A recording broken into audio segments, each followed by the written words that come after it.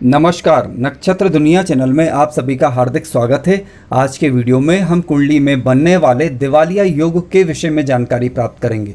यानी एक ऐसा योग जिसमें जीवन में कभी हमें धन से हाथ धोना पड़ सकता है, यानी कह सकते हैं कि अचानक धन का नुकसान हो जाना, ऐसा योग। ये योग ज्योतिष के ग्रंथ से हुबहू वैसा का वैसा ही लिया गया है और जो नियम इसमें बताए गए हैं उस पर हम चर्चा करने वाले हैं। और आप सभी से निवेदन रहेगा, कृपया आपने अगर हमारा चैनल अभी तक सब्सक्राइब नहीं किया है तो कृपया पहले चैनल को सब्सक्राइब अवश्य कर लें। और हाँ, अगर किसी की कुंडली में इस प्रकार के योग बन रहे हैं तो आप हमें जानकारी अवश्य दे सकते हैं। आपके जो भी विचार हो आप कमेंट्स के माध्यम से हमें बता सकते हैं। तो आइए चर्चा करते हैं। दिवालिया योग से संबंधित नियमों पर चर्चा करने के पूर्व वो दर्शक जो हमारे चैनल पर न है, मैं उनके लिए पहले ये बताना चाहूँगा कि आपको भावों की जानकारी होना आवश्यक है। सबसे पहले आपको अपनी लग्न कुंडली लेना है। ध्यान रखें, ये वाला भाव आपका लग्न भाव के नाम से जाना जाता है। यानी यहाँ पर राशि का अंक चाहे जो हो, लेकिन भाव फिक्स होते हैं। तो पहला वाला भाव आपका लग्न भाव के नाम से जाना जाता है और इसका जो मालिक ग्रह होगा वो लग्नेश के नाम से जाना जाएगा। ठीक है, मान लीजिए कि यहाँ पर 1 नंबर का अंक लिखा है तो मेष राशि हुई, इसका जो स्वामी ग्रह हुआ वो मंगल ग्रह हुआ।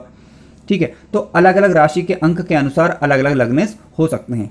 दूसरा वाला भाव आपका धन भाव के नाम से जाना जाता है और इसका जो मालिक ग्रह होगा वो धनेश कहलाएगा। तीसरा वाला भाव पराक्रम भाव के नाम से जाना जाएगा। ठीक है, चौथा वाला भाव आपका मातृ भाव के नाम से या सुख भाव के नाम से भी जाना जाता है। पांचवा वाला भाव आपका संतान भाव के नाम से, छठा वाला भाव रिपु भाव या रोग ऋण रिपु के भाव के नाम से जाना जाता है। सातवां वाला भाव आपका सप्तम भाव या दाम्पत्य का भाव या कह सकते हैं कि इसे व्यापार भाव के नाम से भी जाना जाता है। आठवां वाला भाव जीवन मृत्यु का भाव या रंध्र भाव, ये वाला भाव आपका नवा भाव जो है आपका भाग्य भाव के नाम से जाना जाता है। इसका जो मालिक ग्रह होगा वो भाग्येश होगा आपका। 10वां वाला भाव कर्म भाव के नाम से जाना जाता है और इसका जो मालिक ग्रह होगा वो कर्मेश के नाम से जाना जाएगा। 11वां वाला भाव लाभ भाव के नाम से और 11वें भाव का जो मालिक ग्रह होगा वो लाभेश कहलाएगा। और 12th हाउस यानी ये व्यय भाव और इसका जो मालिक ग्रह होगा वो व्ययेश के नाम से जाना जाएगा। तो ये तो हुई परिभाषाएं। आइए अब नियमों पर चर्चा कर लेते हैं। दिवालिया योग से संबंधित ज्योतिष का पहला सूत्र इस प्रकार से है।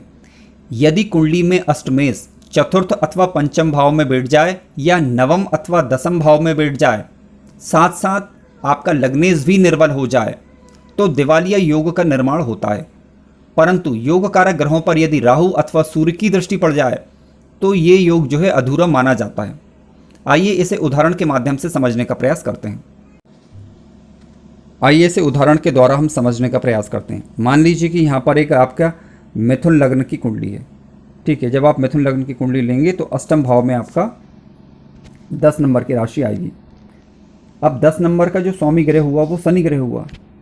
ठीक है, जब आप शनि ग्रह को लेंगे तो शनि ग्रह सूत्र के अनुसार यानी चौथे भाव में बैठ जाए या पंचम भाव में बैठ जाए या नवम भाव में बैठ जाए या दसम भाव में बैठ जाए तो आपका दिवालिया योग का निर्माण होता है। अब सवाल उठता है, कई लोग यहाँ पर प्रश्न कर सकते हैं कि इसके फल कब मिलते हैं। तो ध्यान रखें, जब भी जो योग कारक ग्रह है, जो ग्रह इस प्रकार का निर्माण कर रहा है, तो यानी यहाँ पर देखा जाए तो शनि ग्रह इस प्रकार का निर्माण कर रहा है।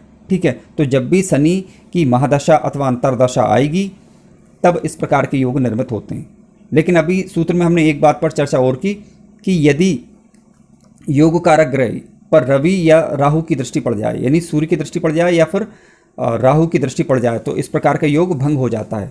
और हाँ, एक बात और हमने गौर की यहाँ पर कि इस योग में एक बात की चर्चा और की गई है कि लग्नेश निर्बल होना चाहिए। यानी लग्नेश अगर बली हुआ तो फिर ये दिवालिया योग जो है वो मान्य नहीं होगा। या फिर सूर्य की दृष्टि पड़ जाए या जो अष्टमेश आपका निर्माण कर रहा है इस प्रकार के होगा उस पर सूर्य की दृष्टि पड़ जाए या फिर राहु की दृष्टि पड़ जाए तब भी दिवालिया योग मान्य नहीं होता। ठीक है, आइए अब अन्य सूत्र पर विचार करते हैं।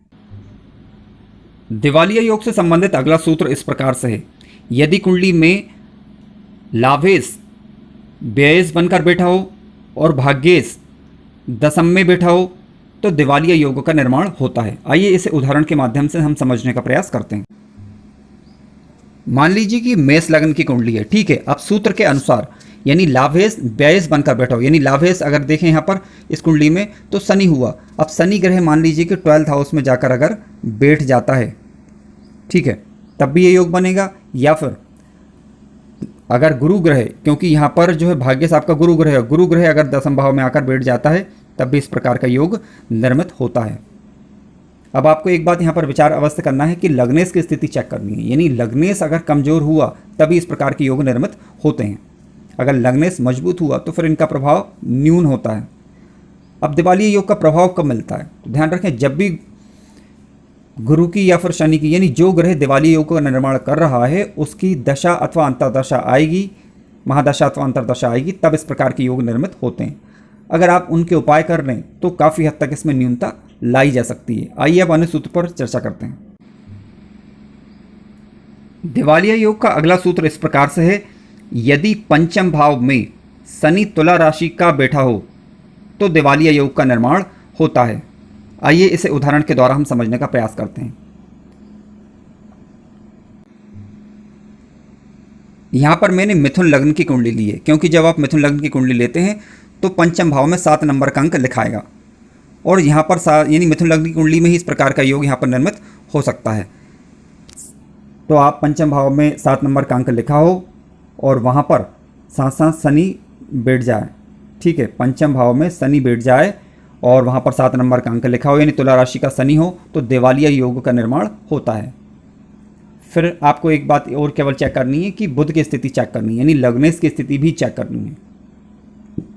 आइए अब अन्य सूत्र पर विचार करते हैं। दिवालिया योग से संबंधित अगला सूत्र इस प्रकार से है, यदि लग्नेश बकरी होकर 6th हाउस, 8th हाउस या 12th हाउस में जाकर बैठ जाए तो दिवालिया योग का निर्माण होता है। पर ध्यान रखें कि इस प्रकार के निर्माण होने पर अगर जिस ग्रह की वजह से, यानी जिस ग्रह की वजह से इस प्रकार का योग निर्मित होता है, अगर उस पर किसी शुभ ग्रह की दृष्टि पड़ जाए तो इस प्रकार का योग भंग माना जाता है। आइए उदाहरण के माध्यम से हम इसे समझने का प्रयास करते हैं। मान लीजिए कि हमने मेष लग्न की कुंडली ली हुई है, ठीक है। मेष लग्न का जो मालिक ग्रह हुआ वो मंगल ग्रह हुआ। मंगल ग्रह अगर वक्री होकर 12th हाउस में जाकर बैठ जाता है, यानी वक्री होकर 12th हाउस में जाकर बैठ जाता है, तो दिवालिया योग का निर्माण होता है। अब मान लीजिए इस मंगल पर कहीं से भी अगर गुरु की दृष्टि पड़ जाए या किसी शुभ ग्रह यानी किसी कारक ग्रह की दृष्टि अगर इस मंगल पर पड़ जाए तो इस प्रकार का योग जो है वो भंग माना जाता है। आइए अब अगले सूत्र पर विचार करते हैं। दिवालिया योग से संबंधित अगला सूत्र इस प्रकार से है, यदि कुंडली में द्वितीयेश नवम, दसम अथवा एकादश भाव में स्थित हो तो दिवालिया योग का निर्माण होता है। फिर से सुनिए, यदि द्वितीयेश नवम, दसम अथवा एकादश भाव में हो तो दिवालिया योग का निर्माण होता है। आइए इसे उदाहरण के माध्यम से समझने का प्रयास करते हैं। मान लीजिए कि ये मेष लग्न की कुंडली है, तो द्वितीयेश यानी धन भाव का स्वामी, ठीक है, इसे ही द्वितीयेश कहा जाता है। ये धन भाव का स्वामी यहाँ पर शुक्र ग्रह हुआ, यानी ये शुक्र ग्रह इस सूत्र के अनुसार या तो 90 भाव में हो, ठीक, या फिर आपका दसम भाव में हो, या फिर 11वें भाव में हो, तो दिवालिया योग का निर्माण होता है। लेकिन एक बात ध्यान रखें, अभी ये सूत्र पूरा नहीं हुआ है, पूरी बात को समझना आवश्यक है। ये तो केवल एक हिस्सा था इस सूत्र का। यदि द्वितीयेश नवम, दसम अथवा एकादश भाव में हो तो दिवालिया योग का निर्माण होता है। परंतु यदि गुरु जो है आपका दसम भाव में आकर बैठ जाए, मान लीजिए कि द्वितीयेश कोई दूसरा हो, यानी शुक्र ग्रह की अभी हम बात कर रहे थे, गुरु अगर आपका दसम भाव में आकर बैठ जाए और मंगल 11वें भाव में आकर बैठ जाए तो ये दिवालिया योग जो है वो खंडित माना जाता है।